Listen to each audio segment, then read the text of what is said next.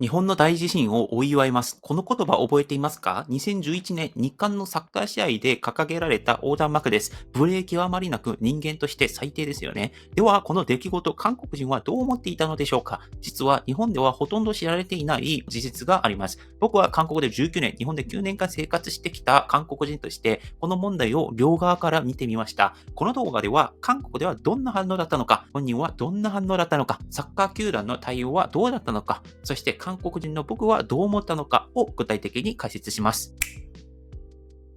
まず韓国ニュースの反応はどうだったのかを見ていきましょう。当時のニュースを3つピックアップしてそのまま翻訳していきます。まず1つ目、ヘラルド経済2011年の9月28年です。タイトル、代償の裏で低俗な応援。日本の地震を祝う内容。日本人や外国人など約2万人が死亡、行方不明となった3.11東日本大震災を研究したあの横断幕。日本の選手を刺激してパフォーマンスを落とす意図だったと見られるが、世界中が悲しんでいる大惨事を歪んだ形で応援に利用したいのは党を越している。韓国を代表するストライカーのイ・ドングクは後半だけで4ゴールを決める活躍を見せた。韓国としては試合として気分の良い勝利だったが、一部の低俗なファンのせいで国際的な恥となる試合になってしまった。記事を見た韓国のネットユーザーたちも激しく反応した。あるユーザーは最近中国のスポーツ記者が韓国代表監督に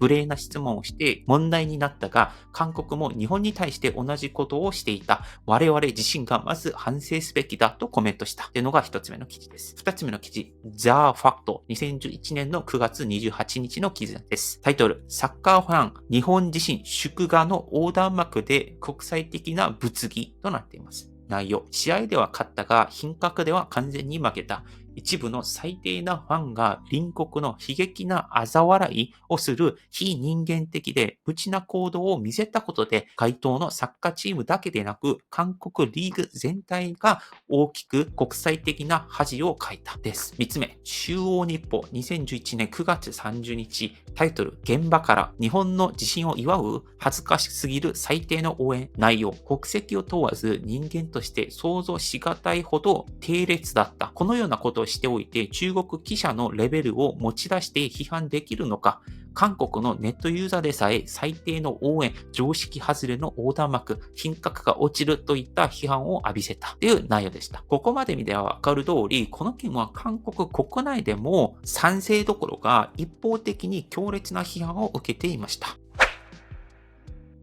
2番目、本人はどう対応したのか、援助して開き直ったのか、それともしっかり責任を取ったのかという話です。それでは本人の文章をそのまま訳します。国民への文章。こんにちは。サッカーチームファンの皆様、そして地域の皆様。私は4月21日に行われた AFC チャンピオンズリーグの試合で日本を刺激する横断幕を掲げ、問題を引き起こした当事者です。私はすべての過ちを認め、許しを請うためにこの文章を書きました。まず今回の地震で大きな被害を受けられた日本、そして日本の皆様に対し、哀悼の意を表すとともに心からお詫び申し上げます。そして私のような一人の愚かな行動によって、大韓民国の国民、地域の皆様、サッカーチームのファンの皆様に大きな傷と衝撃を与え、国の名誉を傷つけてしまったことについても深くお詫び申し上げます。すべては私の責任です。私は取り返しのつかない罪を犯しました。前回のアウェー戦で3対4の逆転負けにされたことに強い怒りを感じ、感情的になり、未熟にもこのような行動をとってしまいました。すべては私の過ちです。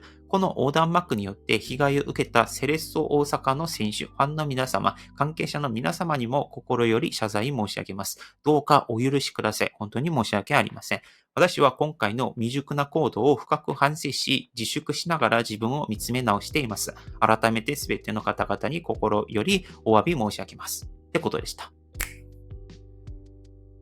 3番目、球団はどうしたのかというポイントです。球団は黙にしたのかというと、実態は逆でした。まず、該当の球団は事件翌日の9月28日に公式サイトで声明を発表しました。公式文がこちらです。9月27日、AFC チャンピオンズリーグの準々決勝において、一部のファンによる不適切な行為により問題を引き起こしたことについて、当球団を愛するファンの皆様、サッカーを愛するすべての方々に深くお詫び申し上げます。今回の件は一部ファンの歪んだ考えによって起きたものであり、本来であれば試合での勝利を考えるべき時期にクラブとして大きな苦しみと痛みを感じております。この件により深い悲しみを抱いた日本の皆様、サッカーファンの皆様に対して心よりお詫び申し上げます。今後このようなことが二度と起こらないよう再発防止に全力を尽くしてまいります。ということです。セレッソ大阪に対しても単調名義で直接謝罪を行っているようです。球団は当事者のサポーター、当事者のファンに対して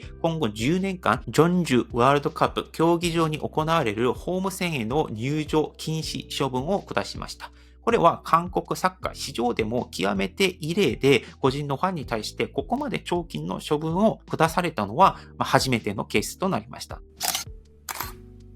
で、4番目、僕は韓国人としてどう思うのかって話です。まず大前提として、これは絶対にあってはならない行為だともちろん思っています。人の命が失われた災害をネタにすること自体が国や文化の違いな、そういった話では片付けられる問題ではないと思います。人としてもアウトだと思っていますね。これはもう皆さんが考えていることと一緒です。ただね、僕は韓国で19年間住んできた実感として言うと、僕の周りでこういった韓国人を賛成する人いないと思うんですよ。皆さんと一緒だと思うんです。今回見てきたように、韓国人であれば、99% は恥ありえないと叩くと思うんですね。ネットの世界ではですね、どうしても過激な声が目立つと思います。特に一部の極端的な、反日的な人たちは、こういう事件を燃料として煽ってきますよね。今もね、こういった考えを持っている人とか、ネット上で喧嘩煽ろうとしてて、こういう言葉使う人はいると思いますよ。でも、冷静に見ましょうっていうのが、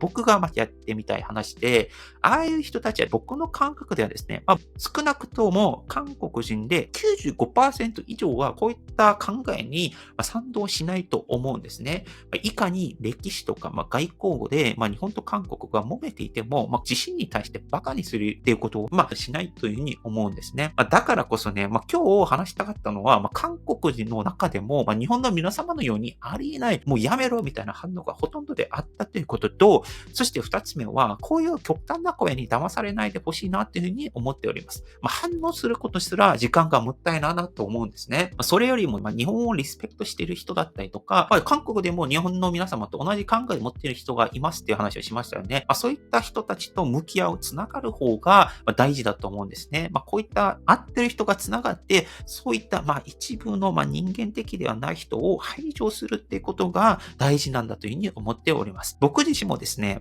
日本も韓国、僕は両方好きで、両方素敵な国になってほしいんですけれども、そういった考えで活動していますが、日本を褒めればね、韓国人らしき人から、媚び打ってるみたいなことを言われることもありますし、韓国のことを褒めてれば、お前が大好きな韓国に帰れよみたいなことを言われることあります。もう毎日数十件ぐらい来てるんですよ。でもね、正直こういう声にいちいち反応するのが、非生産的なことなんだというふうに思います。それよりも、いつも応援してくれて、パクの動画面白いと思ってくれる皆様に対して、その価値をもうより良い動画、そして僕も日本での生活頑張って、それを返していく方がよっぽど意味があるというふうに僕は思っています。実際にね、こういった人は僕以外にもたくさんいると思うんですね。特にね、今年2026年、FC ソウルとヴィッセル神戸の試合では、FC ソウルのサポーターが東日本大震災の追悼横断幕を上げていました。この15年前のこの人間的ではない人とは真逆の光景ですよね。極端な人に感情を振り回されるのではなく、静かにでも確実に積み上げていく。その積み上げが日韓の連帯を少しずつ良い方向に向かわせるんじゃないかなというふうに思います。僕は民間交流というのは